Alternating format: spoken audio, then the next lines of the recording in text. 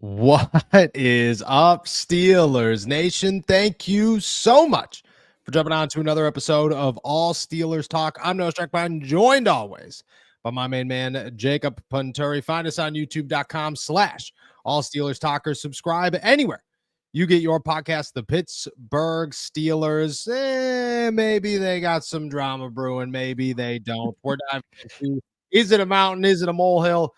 What's to come of the Cam Heyward situation. We're going to clarify some things and then also dive into really kind of what Cam wants out of this and the fact that even if some things are smaller than others in this saga, there's definitely something to talk about. Plus, it's AST happy hour.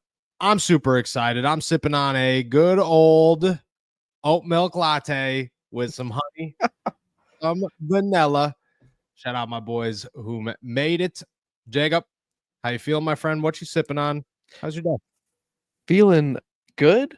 Feeling all right. Got the Diet Dr. Pepper, good old reliable. Beautiful. Started off the recording session with Noah with a little bit of technical troubles before we hopped on to happy hour here. So it always kind of gets me a little off kilter there, so bear with me as I find my center once again, accompanied by Diet Dr. Pepper. But I was expecting for us to have a lot of drama to talk about heading into today, and for this happy hour to be riddled with speculation and stuff. But as quickly as those thoughts came up, it seemed like they went away, even quicker. So I'm excited to see what you got for us today, my man.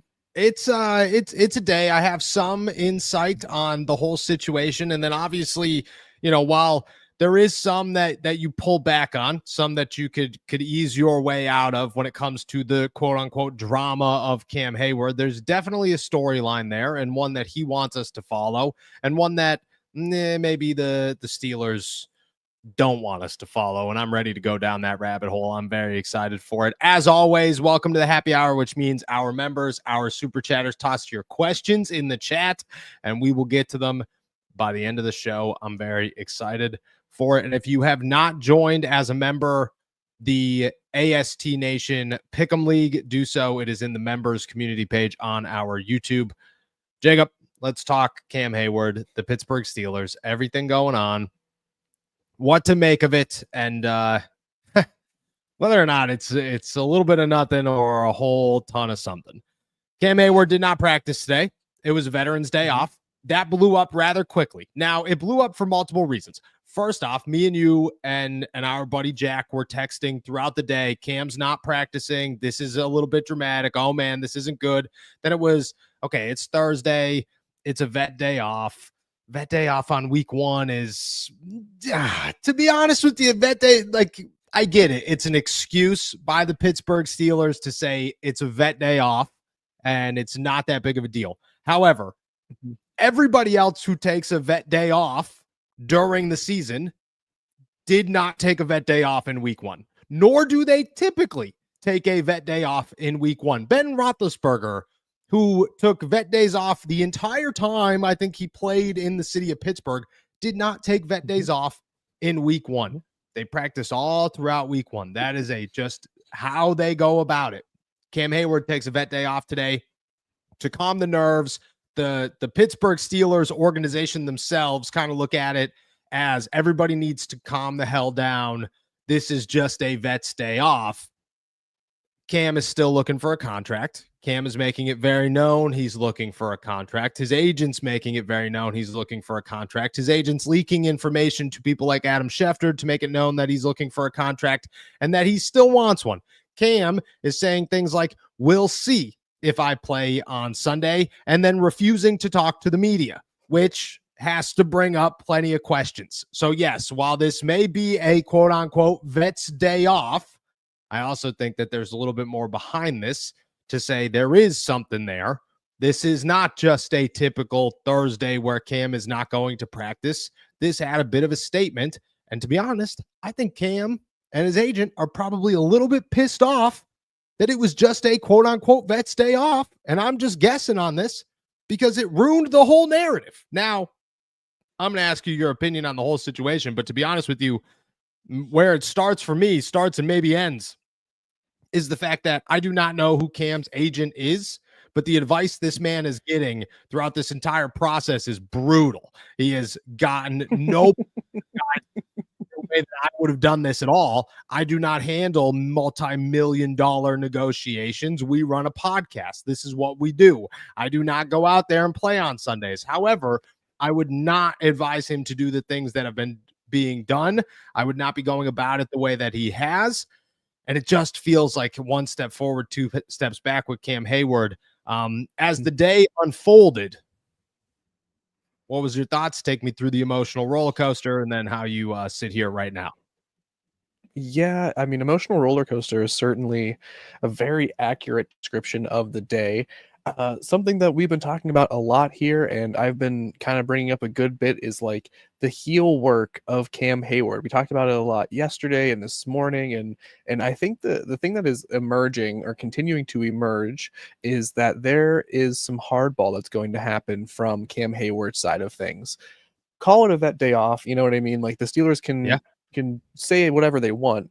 Like Cam Heyward was using this as a day to show that he is more serious than maybe the Steelers would like to believe about this contractual holdout. The "we'll see" comments seem to have a little bit more weight after missing practice 3 days before Week 1 kickoff.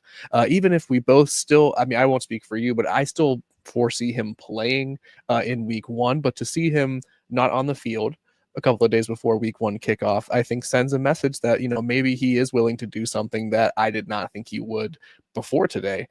So it was a little bit jarring to have that sort of all unfold, and then very quickly, very, very quickly, it turns into, it's just a vet day off. This is a normal sort of way of proceeding for Cam Heyward. And then, you know, I get that. I don't necessarily buy it, you know, like I just think if it was Week 2, sure, any other week of the regular season, I get it, absolutely. But as you pointed out earlier, it's not really common for any veteran, regardless of their standing or stature with the organization that they play for, to take a veteran day off before any regular season games are actually played. He didn't play any preseason games also, I'll add on. So it's not like there's tread on the tires here and they're worried about their 36-year-old defensive tackle. I think this is, you know, very much a message from Cam Heyward. And I think that, you know, regardless of if we see him on the field or not, this drama that is continuing to unfold is not going away anytime soon. And I think that was like, of the emotional roller coaster going up and down, I came away from it today very certain that this is not going to end anytime soon. Yeah, I agree either. And this is what I was told from somebody within the Steelers organization. How this looks all depends on how it ends. And that is a great quote, because how this looks all depends on how it ends. Either Cam looks foolish throughout this entire thing and doesn't get a contract with which the Pittsburgh Steelers do not want to give him, or Cam gets paid $6 million extra and he looks great, and the Steelers look like fools, and they pay their guy, and this is all over, and there's no drama, and okay, here we are. But the way it's gone about it has not looked good in Cam Heyward's favor. All the coaches, all the players, everybody I've spoken to, everybody has spoken to inside UPMC Rooney Sports Complex believes Cam Heyward is going to play on Sunday. I think Cam Heyward's definitely going to play on Sunday, which in my head is more so of, why are we doing this? Why are we here? How did we get to the point where you are not speaking or addressing it, speaking in tones like, quote, "we'll see," just kind of being so, I don't want to use the word dramatic, but ominous in the whole situation, to just leave it open, you know, and there's nobody in the building that thinks you're not going to dress and play in New York. There's not a single person. And if he did it, I think it would piss off the Steelers organization so much that it would not be a, we got to pay Cam $6 million. It would be a, screw this guy, get him out of here. I think it makes things, and you know, I'm open to you arguing against this if you think otherwise, but I think it makes things so much worse for Cam if he does not play on Sunday. If Cam doesn't play on Sunday, which I anticipate he does, I think the Steelers have a better shot of saying, screw this dude, we're done, it's over, than them saying, oh man, Cam's serious, we got to pay him. I just look at it and say that could be the beginning and of the end of Cam Heyward. Yeah, I mean, I don't see how he has leverage yet. I fail to see where that's going to come from. So if he's not going to play, I think he is only, he's costing himself a game check, and then he's costing himself some traction in trying to get what he wants. I think there needs to be some sort of compromise resolution that happens tomorrow or Saturday in order for there to be some sort of like peaceful resolution for this. But no, I just don't think that he is doing himself any favors if he is going to sit out week 1 against the New York Jets. Because I think from the Steelers' perspective, it might be the catalyst to getting rid of him 2 year. Like, I don't have an argument against what you're saying, because I think the Steelers look at their most recent draft class that they feel very strongly about. And will probably say, or I could see them saying, well, Cam, okay, this was your hard line, your stance. We get it. We just invested 2 draft picks into defensive linemen that we feel can be the future of this organization. Maybe it's just time for us to speed things up a little bit. Like, I don't think Cam Heyward has the leverage that maybe he wants to believe he has by holding out from playing regular season action. It was different a month ago. And, now it's only going to benefit the Steelers, and it's only going to be to Heyward's detriment for him to sit out any real action. Yeah. And again, I don't expect him to sit out. I really, truly do not. But I do think he's going to take this down to the wire. I do have a question, though. What comes Monday? You know what I mean? They play Sunday. Let's say they win. Let's say everything was good. Cam played a good game. But like a good game by like a sack, a tackle for a loss, through 4 tackles total. You know what I mean? Just a normal Cam Heyward day. What does Monday bring? Like, does it just begin again? Do you just say, oh, we'll see if I'll play in week 2? Or does the approach, like, what happens after Sunday if Cam plays? I mean, this is why I said I don't think this is going to end anytime soon, is because I think regardless, like, I agree with you. I think he's going to suit up and probably play pretty well against the New York Jets. And then Monday, we are going to be sitting there probably in a victory Monday, wondering, like, what has anything changed? And I think from Heyward's perspective and from his camp's perspective, I don't think one single thing will change regardless of the outcome in 3 days at MetLife Stadium. I think regardless, Heyward, if it goes well and he plays well, bats a couple balls at the line of scrimmage, maybe the defense overall just has a strong day, put in whatever you want to fill in the blanks. I think he says, this is even more reason that I am deserving of this money that I have been, ringing the bell for the past 4 to 6 weeks. And maybe it just further muddies the water. Like, I think there is unless there is some sort of like Jawan Jennings-esque incentive laden sort of like resolution that happens in the next couple of days, I think this is just destined to go all season long with no real resolution until the off season. But like, there's nothing that shows us that Cam's approach will be like, I deserve the money, I've played well. You know what I mean? The approach so far has been like, hey, I'm going to be real dramatic, brother. Like, I'm going to act as if I'm holding out as much as I can, even though everybody knows I'm going to play, like, it just doesn't hold up, Cam. It dims every time you step on the field, no matter how good you play. That's why I think the whole approach has been bad, but I just don't know what you do on Monday, because like, you can't show up on Monday and be like, you could show up on Monday and say, dude, I played really well, and this is what I'm bringing to the table. I deserve to be paid. But that hasn't been the approach. What you can't do is show up on Monday and say, yeah, I might not play in week 2, which has been the approach. You just, oh, okay, yeah, no doubt. I guess a week 2 holding. That happens all the time, huh? All the time. Never. Actually, never. I don't know. We'll see. We'll see what happens. Do you think that at some point Cam gets paid by the Steelers? We could end it on this one. Do you think that at some point Cam gets paid by the Steelers? No, I don't. And I think Chris Boswell might get paid, but I think Cam Heyward, for the way he's gone about it, and for whatever the reasons are for Steelers management to have held such a firm boundary on this with Cam Heyward. I don't think they're going to budge. And I think much to the chagrin of Cam Heyward, he's going to have to just deal with the contract that he has for the rest of the 2025 season and, probably have to sign some sort of, we're doing this again 6 months from now, talking about, do the Steelers give him a multi-year contract? Is it, what happens with this about to be 37-year-old at that time defensive tackle? So I don't think he's going to get paid this year. Do you feel differently? No, I don't. I've never been told one time that the Steelers are going to pay Cam Heyward. I've not been told it once. And until I do, my mind is set on they're not going to. Now, they love Cam, but they just look at it like, I think they honestly look at it like, dude, look it, just because your agent stinks doesn't mean that we got to pay you. You know what I mean? Like, you had the opportunity last year. You guys didn't take a good deal. Sorry about it, brother. Like, my bad, dog, but not our fault. Sorry, not sorry. That's how I feel the Steelers feel, and I think they're going to stay that way all year long. And again, he's got zero leverage in the situation.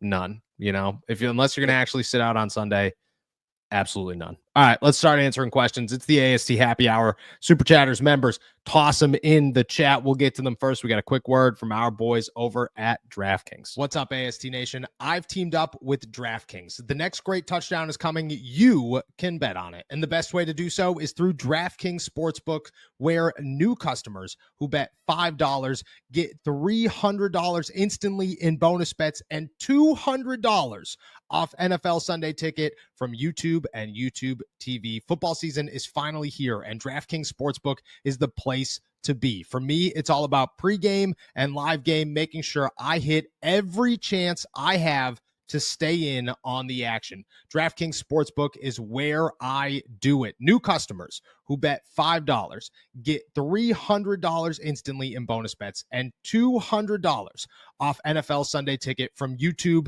and YouTube TV. Just sign up using my promo code ALLSTEELERS and get in on the action.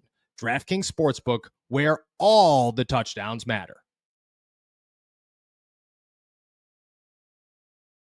All righty. Shout out to our boys over at DraftKings. Shout out our members. Shout out our super chatters. Once again, welcome to the AST Happy Hour. These are awesome. And I'm not going to lie, it gives me an excuse to drink a fourth coffee in a day. And it's a good time for me. That's a good time. I won't end here, though. I won't end here. The wife is, she won't be home. Yeah, she won't be home tonight. She's got stuff to do. School starts next week. So they got busy times ahead.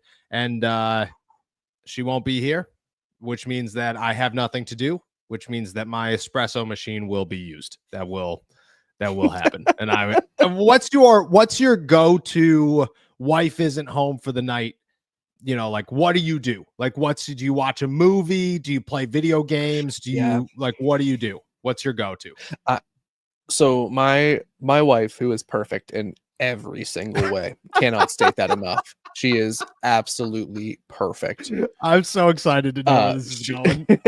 The one thing she will say this herself, she is not very well versed in movies. She loves TV shows. Always wants to watch a TV show, never wants to really watch a movie. So if I know I got the whole evening to myself, I'm either finding the newest action thriller movie, horror movie, something I know that she will never ever want to watch with me for the entirety of our life together. Or beautiful. I find some sort of a rewatch, some sort of 90s comedy, some Jim Carrey action, some Adam Sandler action, something like that. Beautiful. And then I just sort of waste away into nothingness with my dogs until my wife comes back home. And I tell you what, man, if there's a heaven, it's kind of just going to be like that for me, because that's pretty sweet. That's a beautiful night, dude. That's a beautiful night. I'm the same way with, I'm your wife, so I never watch TV shows. I never watch movies. We constantly have this conversation. You know what I mean? You're always like, oh, that movie, and I'm like, yeah, I've never even heard of that movie. I have no idea what it is. I have no my wife turned on Emily in Paris 6 months ago or something, 8 months ago, might have been 2 years ago. If we're gonna be really honest, and could have been 4 or 5 weeks ago. I was like, dude, you want to know what I kind of want to watch tonight? Emily in Paris. I'm on episode 3. That was like, we're talking training camp is when this started. It's bad. So when she's gone, I used to be like crack a beer, like a nice craft beer, but I'm a clean the house guy. Like, I'm a deep clean this. Yeah, it's me, the cats, dude, and some Clorox, and it's a good time, brother. It's a good time. I'm a weirdo, but it gets me, dude. We all embrace you for that and who you are.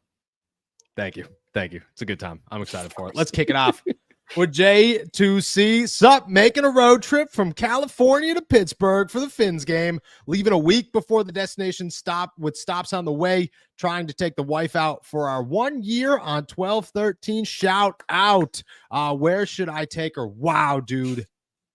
This is a massive question. Where are you going on your 1 year anniversary in Pittsburgh? First off, congratulations, my friend. That's awesome. Love it. Man, where am I going on the 1 year anniversary? There's some good ones. I like more like the kind of off the wall fancy restaurants than like the big ones. Like, everybody's like, oh, go to Mount Washington. Like, yeah, I like those, but your plate of food is this big. You know what I mean? Like, you're getting like a bite of shrimp, and that's all you're getting. Views are fantastic, but just go up there anyways. You know what I mean? Like, just go up and hang out on Mount Washington and get some ice cream afterwards. That would be my advice. Man, I'm a big on a fancy night. I like Paris 66 is a good one. I think it's unique. Yeah, right. It's like you're not really thinking about it, but it's a good vibe for sure. What's the one in Lawrenceville? The Italian place, it's called Pino or something. I forget the name. I'll get it for you. Don't even worry about it. There is a Pino's in Point Breeze. Maybe that's what I'm thinking of. Maybe it's not Lawrenceville. It's all messed up. You know what I mean? That's a good one as well. Oh, man. Where's your go-to? What's your go-to? Oh, dude, Mary's Vine, brother. Go to Mary's Vine, too. Also fantastic. Mary's Vine's food will make you literally fall in love, like, again. I'm just going to be honest. And they give you the comfy chairs. Okay. It's a good time. What's your go-to? What's the advice? What's the restaurant here? So off the dome. Here's off the dome. I got two for you, and we're talking nice good times here. First one, a little contrary to what I'm not a big Mount Washington fan in general. I'm kind of on the side of Noah's in terms of like date nights and stuff for my wife. Yeah. But there is a place called Altius that feels like fine dining, if there ever is a place in Pittsburgh. Yes. And they give you like popcorn when you first sit down that has like rotating flavors. It's delicious. Everything is super duper good. A little pricey, but like for what you go there for a 1 year anniversary celebration, something like that, it is incredibly worth it. Other place I just went to recently and I think is just genuinely one of the best restaurants in the city is Fig and Ash over on the north side. Fig and Ash also great. Unreal. Yeah. Shout out to them. Their general manager is a client of my wife's, and she is the sweetest. She's wonderful. Shout out to all the people over at Fig and Ash. They're incredible. And the food is unreal. So can't go wrong with either of those.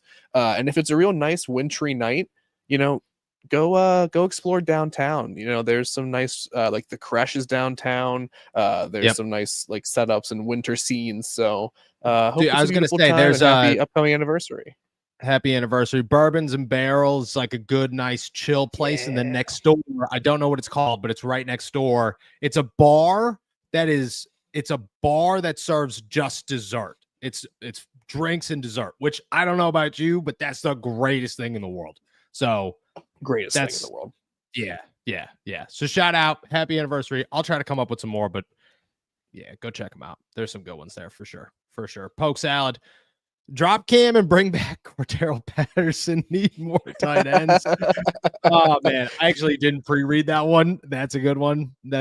For sure. Shout out CP84, man. Hope he's doing well. Shout out real quick. Shout out. You want to know who we have to give a shout out to on the dudes who should maybe a little bit past their prime, that the Steelers may or may not have had or almost had. You want to know who the Steelers didn't get and are very thankful they didn't get? Amari Cooper. Shout out. I want to give a happy retirement clap to Amari Cooper today. The guy everyone in the world wanted to end up in Pittsburgh, and he spent 48 hours in Vegas and said, I got to leave. I can't be doing this anymore. I can't do it anymore. Shout out. What's the quickest you ever took a job and quit it? You ever do that? Dude. Or are you too hardworking? Yeah.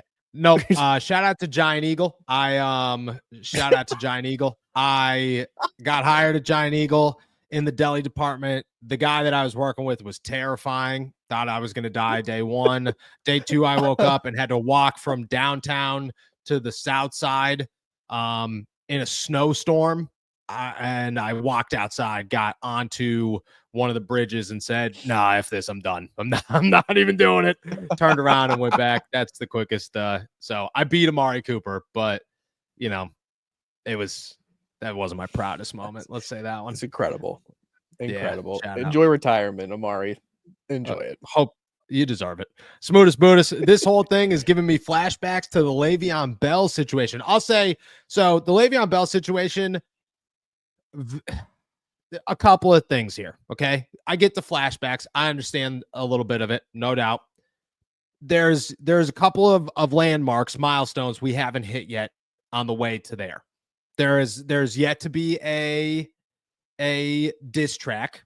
We're still avoiding the diss track. So that comes before anything else. Le'Veon didn't show up all summer, and then when he didn't show up in week one, everybody threw his shoes away. So, and I'm a little skeptical that people are going to do that. I don't think anybody's throwing Cam's shoes away because Le'Veon's not going to kill Marquise Pouncey, but Cam is going to kill everybody in the locker room. So I just think it's a little bit different. But to be honest, the diss track is the big one. You know what I mean? Until there is an album dropped about how the city of Pittsburgh made him a villain, I don't think we're there yet. I think we got some wiggle room, shout out to, maybe we'll get there. Maybe we'll get there. Shout out to Le'Veon Bell, man. He was in the city of Pittsburgh the other day. Did you see his video? Was he? Yeah. He was standing on the show. Dude, he was on some, I'm good. He was on some, he was in some random field just being like, Pittsburgh, I'm here, Pittsburgh. And I was like, what are we doing, bro? Where are you, brother? Then said to show up at the Ross Park Mall. I called my wife who was there. I said, yo, dude, is Le'Veon Bell at the Ross Park Mall? And she said, I haven't seen him. I said, is there a crowd of people? She said, nowhere to be found. I said, okay, sounds good. Pittsburgh. Shout out Le'Veon Bell, man. Good guy. Mike Lang, I get the optimism about the wide receiver room. I'm about 35%. That's a Jacob Punturi number if I've ever heard one. Confident in the room. If you can tell, make a pitch on why this room can be the next Young Money crew. I hope you all know who I'm talking about. Do you know the Young Money crew? No. And if I should, I'm sorry. Don't even worry about it. I got it. Oh, the Young Money crew was Mike Wallace, Emmanuel Sanders, and AB. I didn't realize they were called the Young Money crew. Didn't realize. I thought we were talking about Lil Wayne. All right, go ahead. Make your shout out the GOAT. Give me your pitch on why the Steelers wide receiver room could be good, because while not super optimistic about the situation, you have been almost the only person that said they would not add from now until, or from April until now. Do you believe in underdogs? Simple question, and I think the Steelers wide receiver room, if you are going to look for an unlikely group of people who can outperform expectations, you have 3 players there that ideally meet that sort of description. You have Scotty Miller, who knows nothing but how to work hard. You have Roman Wilson, who has already overcome a year of adversity, loses an entire year of his career to injury. He shares that commonality with Calvin Austin III, who lost his entire rookie year to injury and has had to battle back and push his way up the depth chart.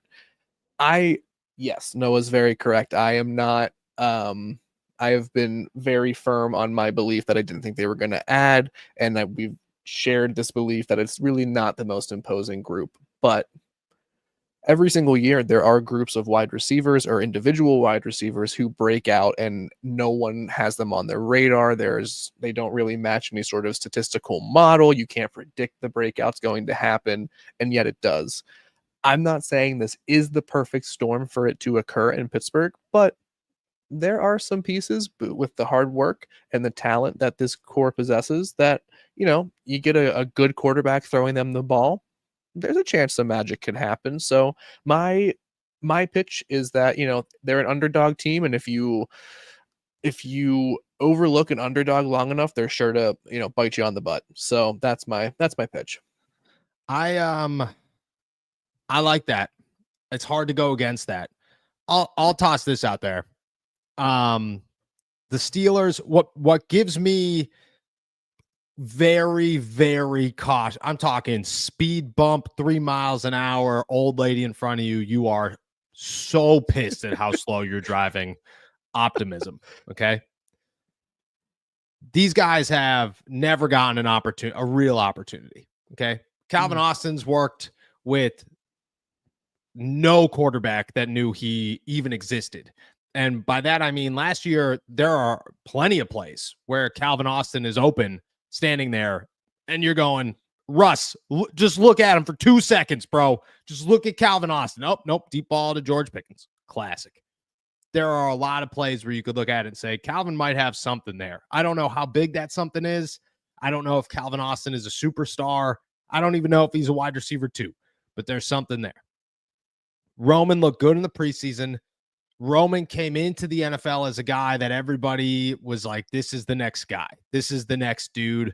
We haven't seen that yet, but if he's got that there, you got to believe something, like you got to at least give him an opportunity. The Steelers have made a lot more out of a lot less. And because of that, I say maybe something could happen. Now, I don't think that they're going to become Mike Wallace, Antonio Brown, and Emmanuel Sanders. We're talking potentially not even potentially, a top 5 wide receiver of all time, a Pro Bowler in Mike Wallace, who was an absolute stud, and a Pro Bowler in Emmanuel Sanders, who was also an absolute stud. There's a long way to go from that, but you got DK. Maybe Calvin turns into something a little bit more than what he's been, and maybe, just maybe, Roman's that guy. Maybe, just maybe, Roman's that guy. So, again, we're speed bump optimism here, but I'm holding on to say what could happen. You know what I mean? What could happen? Mm-hmm. Keeping a truck in here. Shout out Maddie. Gonna have to stop the memberships for a bit. That's a serious bummer. I'm not gonna lie. But we'll be back shortly. Until it expires, what is the DK stat line for game 1? Hit me with that DK stat. Give me an over under, and I'll pick over under on what we're saying here. All right, we'll start with receptions. Let's do 10.5. Okay. 10.5. I'm going under. I'm going under on the 10.5 with DK. You think it's close though?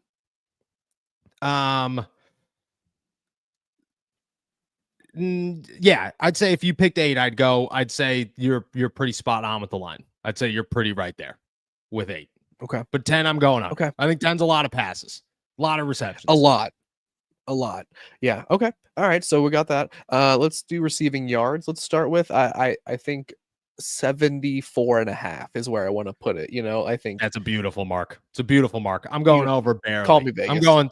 I'm calling 70. I'm calling 8 receptions, 76 yards. That's a beautiful line for me. 8 receptions, 76 yards, and I'll toss a touchdown in there. 8 receptions, 76 yards, and a touchdown. You want to know my guy, though? My sleeper on this one?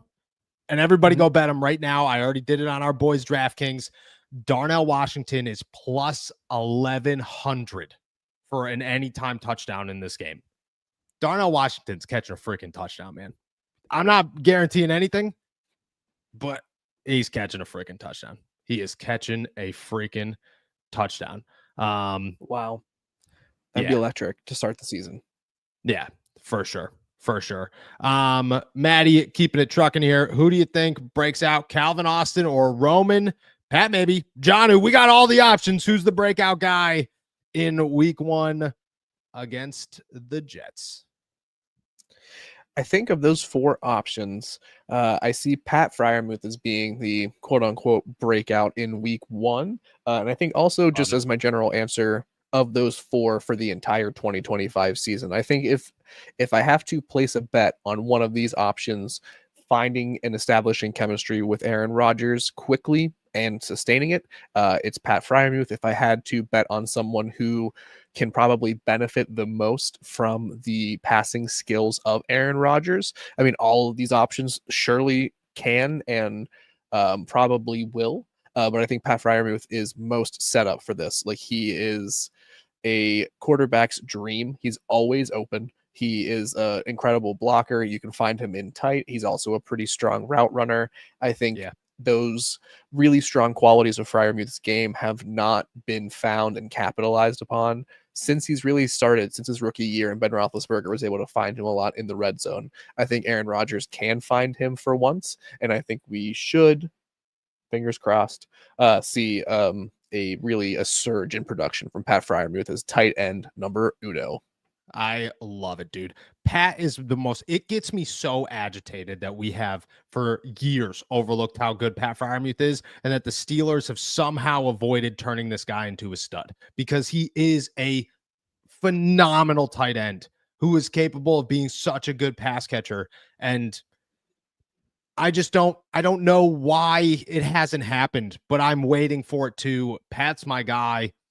I think he's got so much talent there, man. And I'm very excited to see what the Steelers could actually make of it. Tortellini salad.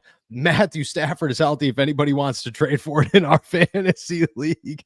Shout out Matthew Stafford, dude. What does healthy mean for Matthew Stafford? Because to be honest with you, brother, no back, 0 practice. It's not that I'm a guy with back problems. Okay. You could poke me right now. I'm sitting out 6 to 8 weeks. Matthew Stafford's got a lot more going on there, but for anybody who wants it, for anybody who wants him, he's out there.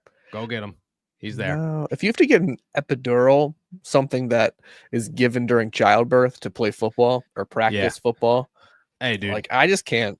I don't think my back's that healthy. You know, Micah Parsons crazy. Is getting an epidural before week 1, and the man just signed $47 million contract. $47 million to get an epidural shot. Insane. Crazy. I don't got it, man. I don't have that. I woke up. I'm not even lying to you guys. I woke up and I'm pretty sure I broke my nose in my sleep. Okay. I don't know how, but all day it's just like, why does it hurt so bad? What is going on? And I think it's because of the pillow. So the human body is not made to have back problems, and Matthew Stafford's got him. Carl, the mean cup of Joe green bean salad spackler. Is there any chance that because of YA and Harmon's potential, Cam needs to do his contract now? Because if they both play well, it could be silly to pay Cam too much. I don't think that's Cam's motivation necessarily. Now, if Y.E. Black and Derek Harmon both have phenomenal years, it hurts Cam. For sure hurts Cam. But I don't think that is the motivation behind what Cam is doing. I think it's genuinely because he realizes he's 36. He might have 2 years left. He's got to get a deal done. But I don't think it necessarily has to do with them creeping up behind. Also, like, Y.E. Black and Derek Harmon are good, but they are not Cam. Cam Heyward was an all-pro last year. You know, it's really hard to say you're going to be as good as Cam Heyward is. I get he's 36, but I don't think he kind of feels that pressure that those guys would put on them. I don't think that's the motivation.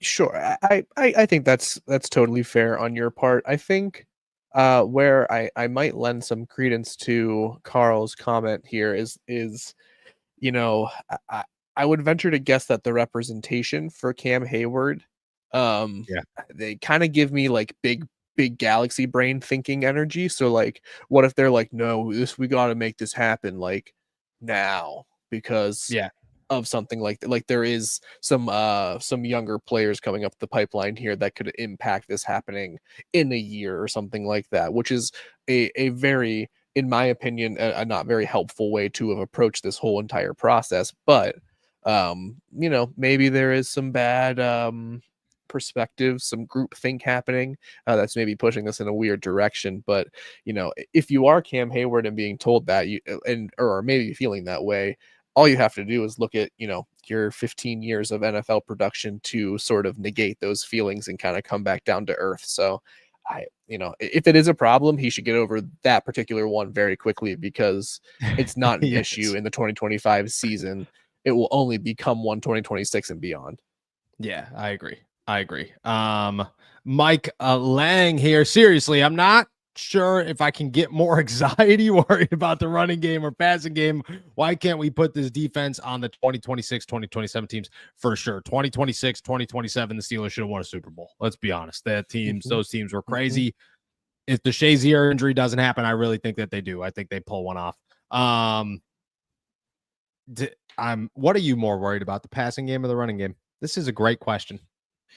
The running game, at least entering week 1, I think that it's just been, Aaron Rodgers removes some doubt from the passing game concerns. I think that is something that, we'll have to come back to week in and week out to sort of see how that develops. But the running game, we've seen so little. The very brief amount of time we saw of that first unit offense was not good. Jaylen Warren has, a fumble off the bat. And I'm not necessarily worried about Jaylen Warren of the running game or like the specific individual piece. I just think, as far as the offensive line goes, we're unsure about how they will be at the point of attack. We're unsure what the balance of carries will look like and sort of who will be in the most between, sort of kind of Gainwell and Caleb Johnson spelling Jaylen Warren. So a lot of questions up in the air. And I think because there is so much mystery and nothing feels assured, I have a little bit more confidence in the passing game, just because at the end of the day, Aaron Rodgers is under center.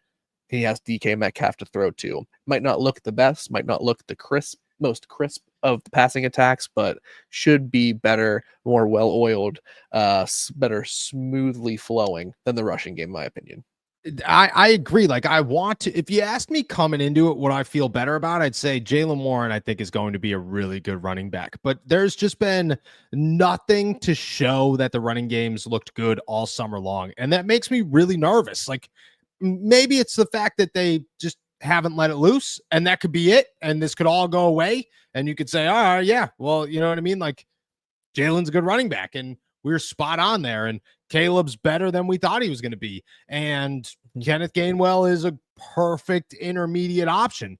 But there's been almost nothing to show that there should be confidence in this group. And that stinks, because the group is good on paper. Like, you have a 1-2-3 punch that you're like, oh, this is a good, you set this up really well. It just hasn't shown it so far. And I'm hoping that has a lot to do with the fact that they got barely any reps in the preseason. Jaylen got barely any reps in the preseason, and that they went against Cam Heyward and Derek Harmon and Keanu Benton and Patrick Queen in training camp, and there just wasn't that opportunity. But if I had to guess, I would say my anxiety is more so towards the running game than the passing game. I hope that I'm wrong. You know what I mean? I hope that I'm wrong. And I think we'll find out on Sunday. Nate Moore here. Predictions for tonight's game. The NFL season is here, brother. I'm pumped. That'll be on in the background. At that point, wife will be home, but there's nothing better than some freaking Thursday. You see this bug, dude? He's been flying around the whole show. He's been flying right in front of me. I'm like, what are we doing here? Gotta just like snag that little. I'm gonna. What's your prediction for tonight? And adding on to that one, does George Pickens score a touchdown? Ooh. Yeah. You almost George forget that Pickens, he's there, huh? It's been like 3 months since he said anything about the Steelers. Fair, very fair point. I don't think Pickens is going to score. I think he's going to have a highlight reel catch, though. and I think the Eagles are going to absolutely poop on the Cowboys. Oh, is that what you picked in the Pick'em League? I don't even yep. You didn't even fill out the Pick'em League yet. Jacob's gonna be 0-1 day one. What are we doing here? Yeah, I'm going Eagles. You're putting the banner down. The Cowboys are not going to be good. I do think George scores. And I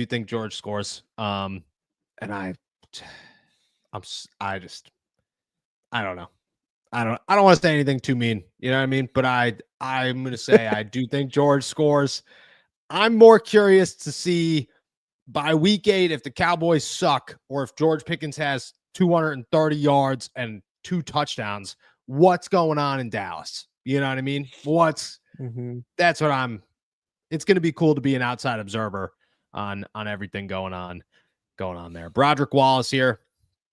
Could the Steelers, or they could have added a clause to Cam's contract or some kind of performance bonus if Cam finished the season as an all-pro. Do you think that's an option now? Do you look at it and say the Steelers could go in and say, look, you've one more good year. The year's, $12 million more. Or do you think that is behind them and this is an all or nothing situation for Pittsburgh and Cam? I think it's the time for those sort of solutions is, the deadline passes probably tomorrow morning. So basically all that is to say, I think the window is sort of closed on finding some sort of resolution like this. But if they could have come to the table and sort of hammered this out a couple of weeks ago, or when Cam first made this issue public, I think they could have found something. And that's what I was alluding to a little bit earlier, talking about Juwan Jennings, because I found that to be a really interesting compromise between him and the San Francisco 49ers, because he goes from $7 million to possibly making $10.5 million or 7.5, 10.5, something like that. It's a $3 million possible jump that he can make this season based off of playing milestones, performances, things like that. If I'm Cam's representation, like why isn't that like something that they're thinking of a month ago? Like, yes, maybe you can't get the Steelers to renegotiate or add another, rip up the contract and start anew, but maybe you can come there and say, hey, remember we talked a year ago about maybe like reworking this deal a little bit. What if we do, another all-pro year from Cam is $1 million bonus, X, Y, and Z is another bonus, things like that. And then Cam Heyward feels like he is, at least from my perspective, is more properly compensated as one of the more elite defensive tackles in the NFL without the Steelers having to sort of bend over backwards and again rip up the contract and start anew just to make this player feel like he won the contractual standoff. So they could have done this. I think that time has passed. I agree. And Broderick, this was his point, as I was referring to last offseason. And I know I was aware of that when we were going into this, but I think it's an option for now because this isn't going to end after this season. Like, that's the biggest part of this, is that this is not a one. Cam's contract next year is not good either. And he's going to want more money next year too. And you got to figure that out again, because I've had that conversation with so many people. Is Cam's asking for more money now. What do you think he's going to do next season? He's going to ask for more money because it just goes back down. And I just don't know if there's a fix for it. I like the Juwan Jennings thing, but I do agree with both of you guys. The time's passed, and I just don't know if you could get it back. I just think at this point it's hand him the money or don't, and the Steelers have no intentions of handing him the money.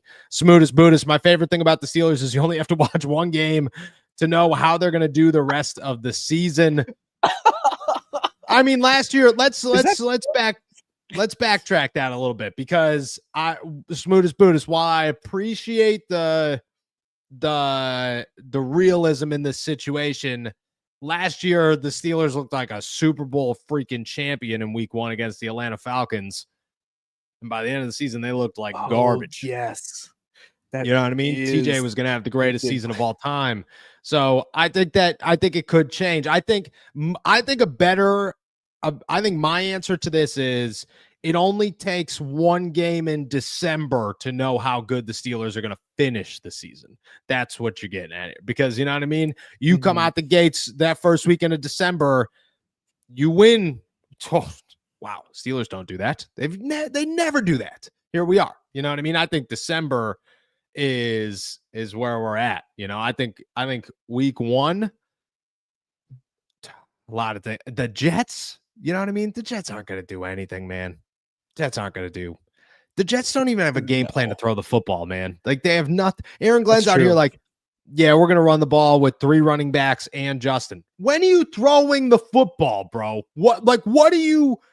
Garrett Wilson just signed a massive contract to not throw the $40 million to your quarterback to not throw the football.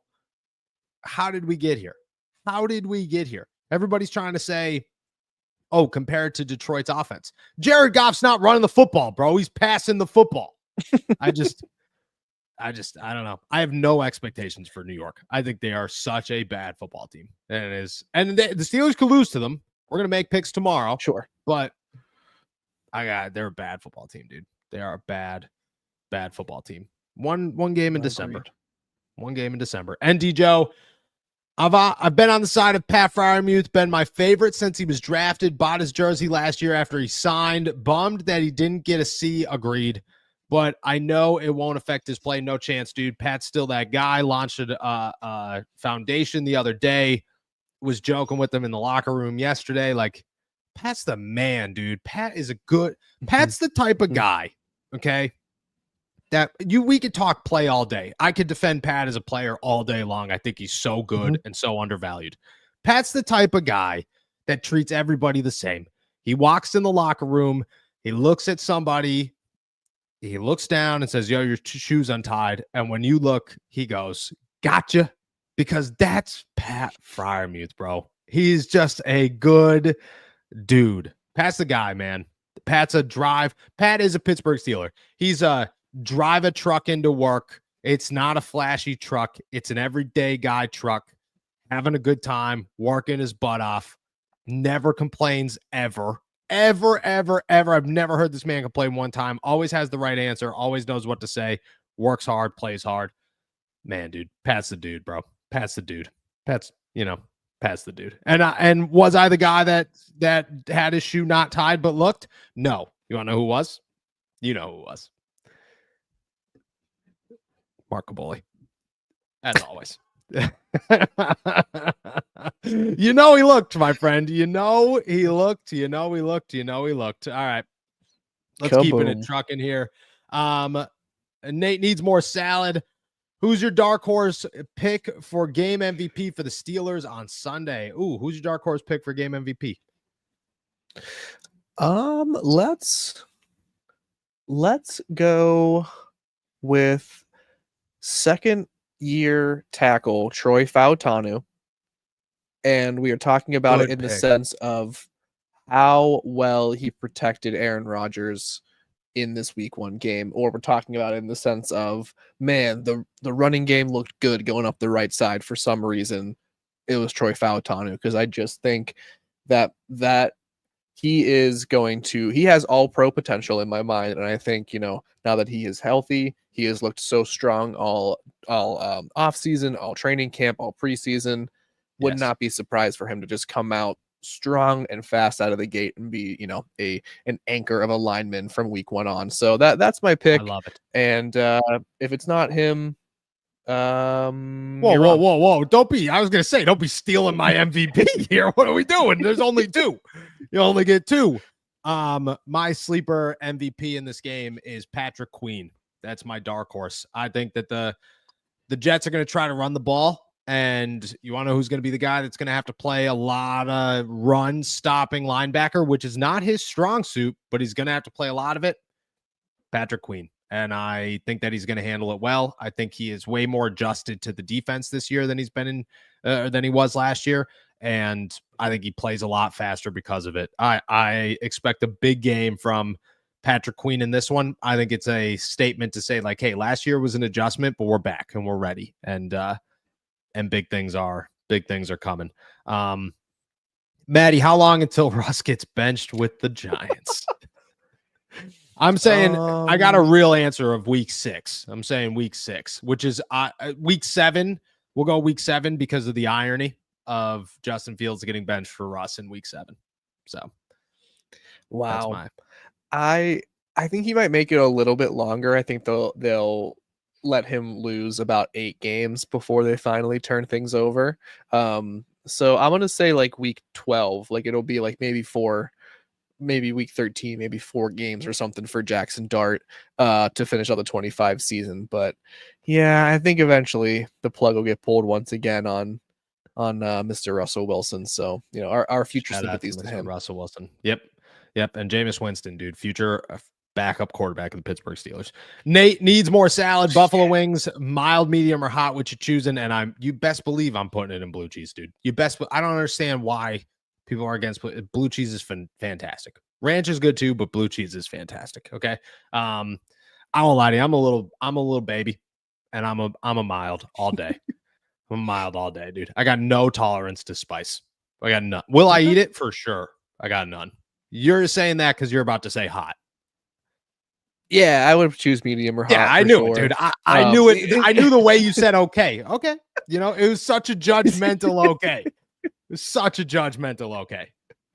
I don't even think I'm necessarily better at handling spice than you are. If I had to guess, I'm just down for it. I'm down for the brow sweat. I'm down for the flop sweat. You know, I don't care if it's good. It's good.